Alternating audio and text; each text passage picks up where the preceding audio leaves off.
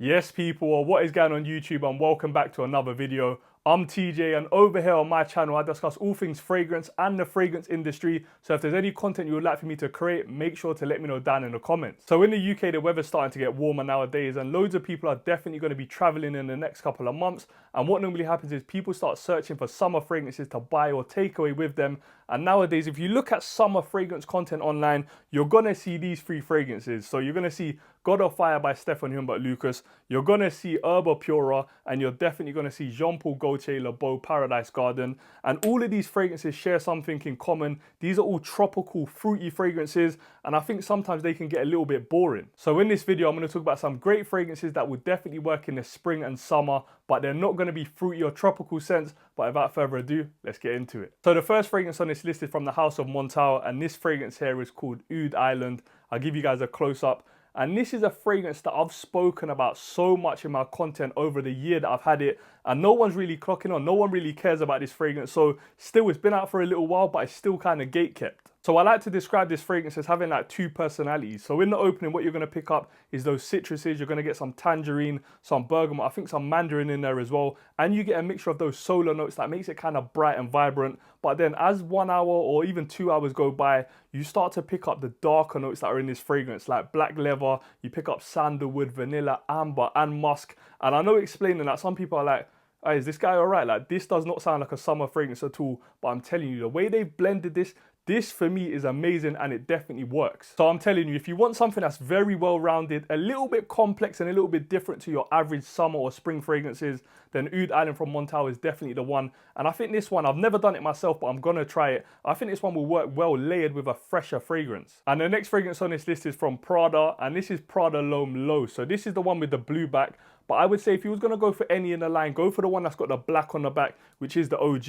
And I'm not going to spend too much time talking about this fragrance, because I know if you've watched any fragrance video, you would have seen this being spoken about a lot, and for good reason. And this fragrance is so clean, it's so fresh. I have to spray it in the air right now because I just love the smell of it. And this is not fruity or tropical at all. There is no fruits whatsoever in this fragrance. All you're going to pick up is some neroli, you're going to pick up some spices and other florals in there like iris. And it just works so well, man. In the high heat, I swear, when you spray this on you, if you're hot, this fragrance is something magical about it. It's like it cools you down. And like I said, any fragrance from the Prada L'Homme line will work, and nobody can hate on this fragrance. You cannot smell this and say, this doesn't smell good. It smells clean and fresh. It's how everyone wants to smell jumping straight out of the shower, so you're not going to offend anyone. And if you didn't know, fun fact, this was the first fragrance I ever bought. And the next fragrance I've recently secured, and this one is from Maison Margiela. And if you guys have seen my collection, you would have seen that I don't own any of the fresher fragrances from Maison Margiela, like Beach Walk, I think Sailing Day, Whispers in the Library. I don't own any of them because on my skin, they do not last at all. But this is their new release, which I'm actually enjoying, and this is called From the Garden. And let me give you a close-up on the juice, because the juice color on this fragrance explains it perfectly. And what you're going to get with this fragrance is a nice touch of sweetness in the opening. So there's green mandarin in there, which it doesn't stay around for long, probably around 15 to 20 minutes. And then as that dries down, this is what the scent is like. It's green, it's herbal, it's aromatic, it's a little bit earthy, but it's nice and airy as well. It kind of reminds me of like a day out in Kew Garden in London, if you guys have ever been. Or if not, it's like a park full of flowers and the breeze is in the air and it's a hot day. This is what this reminds me of. And I've got to be honest, this was one fragrance that I didn't think I'd enjoy when I saw the notes. I saw green notes, earthy notes on tomato leaf. I was like, whatever. So when I got this fragrance, I actually put it on top of my cupboard in a pile of fragrances that I wasn't even going to bother reviewing. Like, what's the point? Because I'm not going to say anything good about it, because I thought it was just going to be like them other fresh fragrances that last 2 to 3 hours on my skin from Maison Margiela. But this one surprised me, man. On my skin, I'm getting 6 hours. Let's just say 7. One day I got 7, so let's just push it to 7. And projection is actually decent. And the next fragrance is Pacific Rock Moss from Goldfield and Banks. And if you guys have been keeping locked in with the YouTube videos, you'll know that I dropped a comparison video between this and Ingenious Ginger like 2 or 3 weeks ago now. So if you haven't seen that, I'll leave a card above me to watch. And this for me is a great fragrance for the hot weather. Like, this is actually one that I would want to take abroad with me, because sometimes with them tropical fragrances, like I mentioned, if you got mango in there, you got pineapple in there, they could be too juicy, a little bit too sweet, and sometimes cloying if it's proper hot. So with this fragrance, this one, it opens up with the lemon, but it's like a sour lemon, which is so enjoyable in the opening. Then the rest of the scent is like airy, aldehydic, and it's got a saltiness to it as well. And I've said this many times, but it literally reminds me of this scenario. You've just come out of the sea, you've been swimming in there for a bit, you come back, you lay on the towel, on the sand, and then what you're picking up is the saltiness from the sea, you got the sandiness as well, and then you just got that hot sun. This is this in a bottle. And yeah, man, this is just pure freshness in a bottle. And whenever I wake up in the morning, I look outside and it's blue skies, not a cloud in sight, my eyes literally get drawn straight to this fragrance. And it's probably because of the juice, to be honest, but my eyes go to this one and then French Riviera right above me. So if you like that kind of salty, sun lotiony kind of fragrance and you like Pacific Rock Moss, try French Riviera as well. And the next fragrance on this list is from Mancera, and this one here is called Amberful.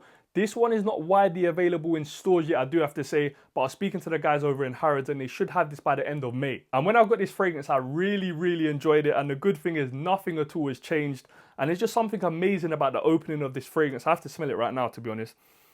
You literally get like a candied lemon kind of vibe. And that's why I say that it reminds me a lot of the yellow gummy bears you get in Haribo's. And it just smells a little bit sticky, a little bit sweet, but not too sweet. And I'm telling you, man, the dry down is something else. And on my skin with Amberful, you obviously pick up amber, you also get musk, and you get a nice little sweetness.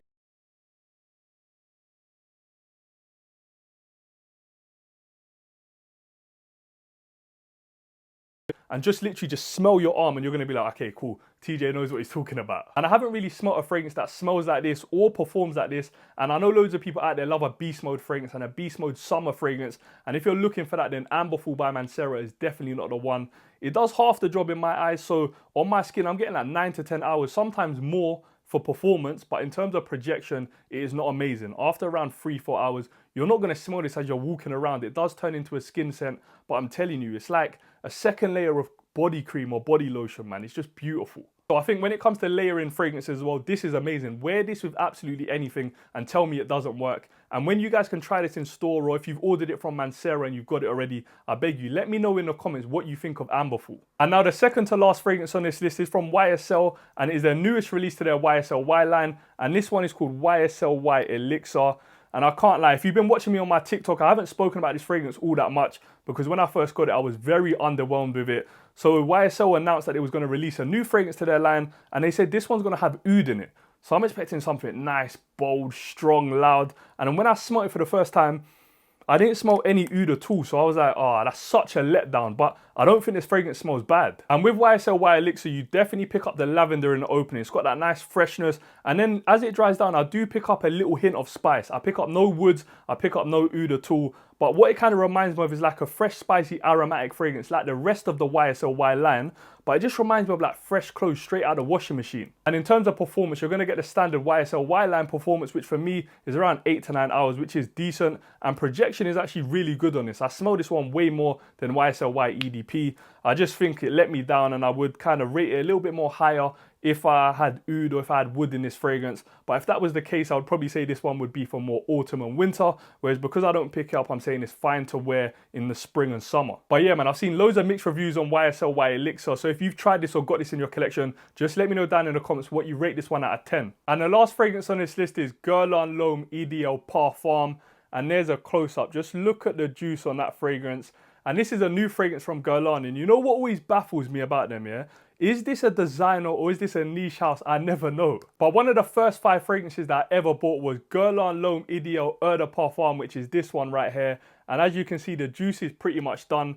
And as I was getting down on the bottle, I was like, I need to rebuy this. So I was looking around and then I stumbled on an article saying that the Parfum is releasing soon. So when I heard that, you know, I had to grab it. And the Parfum smells absolutely beautiful, man. In terms of scent profile, I'm giving this a 10 out of 10 straight off the bat. And if loads of you guys have tried the L'Homme EDP, which I just showed, you'll know that that's a cherry and almond fragrance. But the difference with this one, the lady told me in the boutique in Covent Garden, the almond in this fragrance has been soaked in amaretto. So you're going to pick up a boozy accord. And at first, I didn't really get that on skin. But when I take off the cap and just smell it like this, you pick up that kind of slight whiskey or bourbon in it. And this fragrance also has the addition of leather in the scent, which for me, it just tops it off, man. It makes it super masculine, super manly, super sexy, and one that I like to smell just like from the bottle or even wear it as well. And I think it's one of very few fragrances in my collection that I think you could just wear all year round. It doesn't matter the outfit, the occasion, the place, the time. This one's definitely gonna work. But quickly, when it comes to this fragrance, the most annoying thing ever is I paid £136 for 100 ml of this fragrance. Bear in mind, you can get the EDP on like Latino or All Beauty for like 50 or 60. And if you was to compare the two, I think in terms of performance and projection, it's better with the EDP. So if you had to pick one of these two to buy, I'll go for this. And that is the end of the video, man. I want you guys to let me know down in the comments what fragrances you guys are going to be wearing for spring and summer that is not fruity, that is not tropical, that is not God of Fire or Herba Pura. I'd love to know so I can check out more myself. But man, I appreciate every single one of you. We just hit 4K subscribers, so thank you to everyone. And if you don't already, make sure to subscribe, like, comment, share, all of that good stuff. And I'll see you in the next video. Love for the love, my people.